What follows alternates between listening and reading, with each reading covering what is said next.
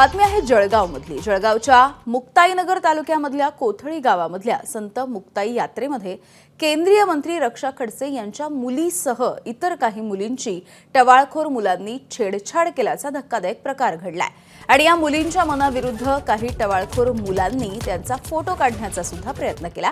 या प्रकाराच्या नंतर या टवाळखोरांना तातडीने पोलिसांनी अटक करण्याची मागणी आता रक्षा खडसे यांनी पोलिसांकडे जाऊन केली आहे। या प्रकरणी मुक्ताईनगर पोलीस स्थानकामध्ये चारही तरुणांच्या विरोधामध्ये गुन्हा सुद्धा दाखल करण्यात आला आहे।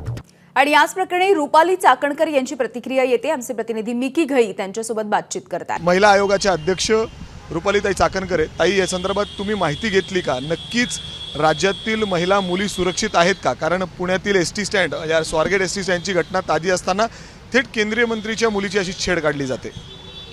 यामध्ये केंद्रीय मंत्री रक्षाताई खडसे यांची मुलगी शुक्रवारी सायंकाळी 9च्या दरम्यान ह्या जत्रेमध्ये सहभागी मैत्रिणींसमवेत झालेली असताना ती आकाश पाळणा जो असतो या आकाश पाळण्यामध्ये बसल्यानंतर तिच्याबरोबर तिच्या मैत्रिणी बसल्या आणि ही टवाळखोर मुलंही त्या पाळण्यामध्ये बसली।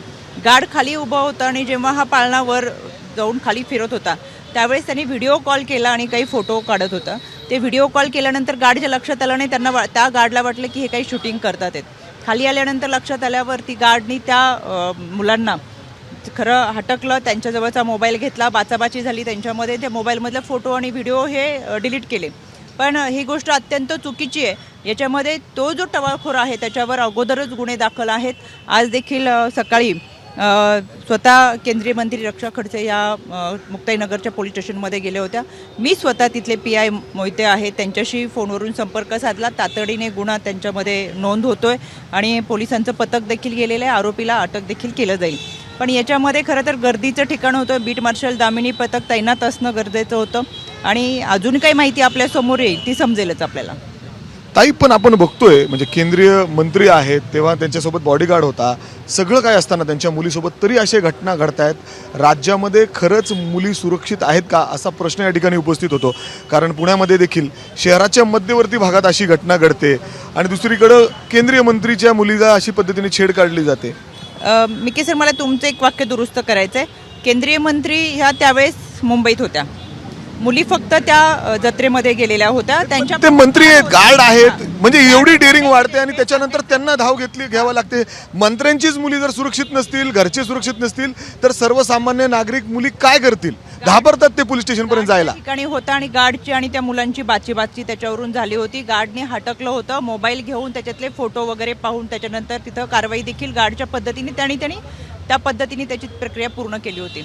याच्यामध्ये मला आवर्जून सांगायचं, जेव्हा तुम्ही ते वाक्य वापरताय की सर्वसामान्यांचं काय, मिकी सर मला तुम्हाला आवर्जून सांगायचं ABPच्या माध्यमातून सर्वसामान्य न्याय देणाऱ्यांना सरकार आहे। कारण की तुम्ही बघा, स्वारगेटची घटना एका सर्वसामान्य मुलीच्या संदर्भात घडली। 1 तासाच्या आत त्या भागातले CCTV फुटेज चेक करून मुलींनी जे सांगितले त्या आरोपीचे स्केचेस तयार करून फोटो आणि 8 पथक तयार करून रवाना केले। त्याच्यामुळं केंद्रीय मंत्री आणि सर्वसामान्य न्याय मिळेल का? मला असं वाटतं आपण कुठेतरी याच्यामध्ये मीडिया ट्रायलचा प्रकार आणू नये। खऱ्या अर्थानं मुलींना सुरक्षितता मिळाली गेली पाहिजे, महिलांना सुरक्षितता मिळाली पाहिजे, वर्किंग वुमन चांगल्या पद्धतीने काम करू शकल्या पाहिजे, अशा पद्धतीची यंत्रणा आपण सातत्याने राबवतोय। यामध्ये जो टवाळखोर होता त्याच्यावर अगोदरच काही गुन्हे दाखल झालेले आहेत।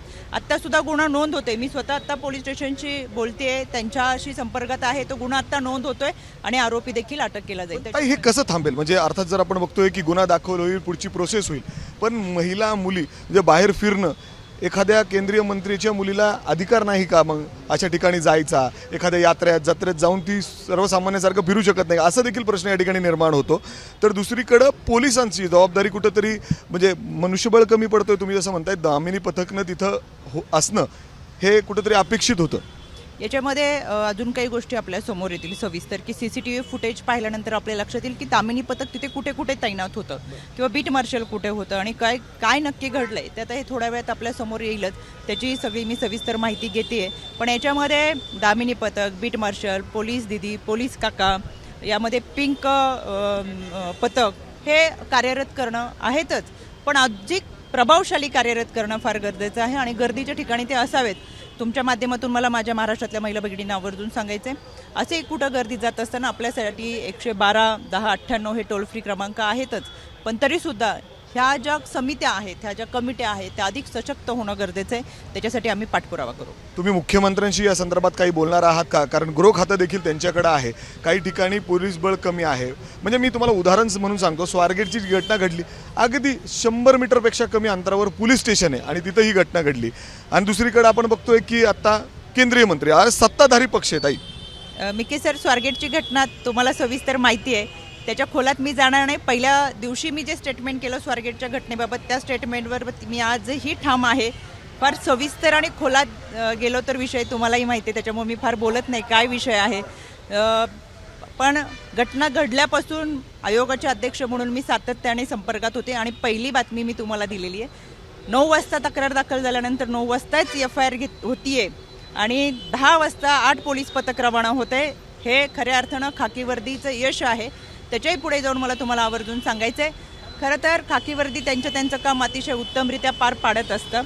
पण ह्या घटना, स्वारगेटच्या घटनेची आणि ह्या घटनेची आपण तुलना करू नये असं मला वाटतं. कारण की आपण तुलना करत नाहीये, पण ज्या पद्धतीने घटना वाढतायत महिला मुली, त्यामुळे प्रश्नचिन्ह. कारण तुम्ही सातत्याने पाठपुरावा करता आणि राज्याच्या महिला आयोगाचे अध्यक्ष तुम्ही आहात.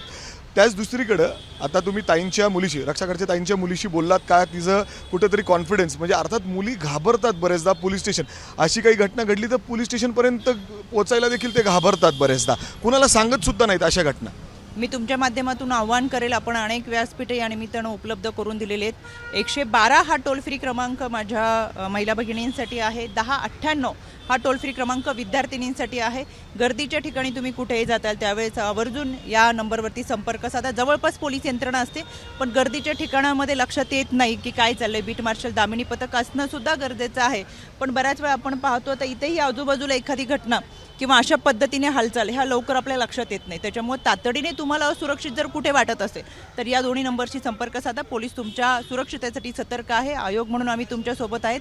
राज्याचे गृहमंत्री हे देखील सतर्क आहेत आणि चांगल्या पद्धतीची यंत्रणा ही सुरक्षितेसाठी राबवलेली आहे. त्याच्यामुळे वेगवेगळ्या विषयांची गफलत मिके सर आपण एकत्र करू. पण तुम्ही ताई त्यांच्याशी बोललात, मंत्री म्हणजे ताईंशी बोललात, त्यांच्या मुलीशी बोलणं करणार आहात, बोलतात? मी ताईंशी बोललेली नाही किंवा त्यांच्या मुलीशी बोलले नाही. मी PI मोहिते म्हणून ते सगळे पाहतात आहेत, मी त्यांच्या संपर्कात आहे. जर आपण बघितलं तर रुपालीताई चाकणकर सातत्याने या संदर्भात पाठपुरावा करतायत, बोलतायत. तिथल्या स्थानिक PIशी देखील बोललेलं आहे. राज्य महिला आयोगाचे अध्यक्ष म्हणून देखील ते या संदर्भात मुख्यमंत्र्यांशी बोलणार आहेत. राज्यामध्ये दामिनी पथक असेल, महिलांच्या सुरक्षेचा प्रश्न असेल, यासाठी आणखीन मनुष्यबळ वाढवण्याची गरज आहे. अशा घटना कशा पद्धतीने रोखता येईल यासाठी आणखीन प्रयत्न करण्याची गरज आहे. आणि मुलींनी असं काही घडलं तर तातडीने पोलिसांशी संपर्क साधावा, किंबहुना काही क्रमांक दिलेले आहेत त्याच्यावर संपर्क करावा, जेणेकरून अशा घटना आणखीन रोखता येईल. कॅमेरा राजेश बिडकर, मी मिकी घई, ABP माझा, पुणे. ABP माझा, उघडा डोळे बघा नीट.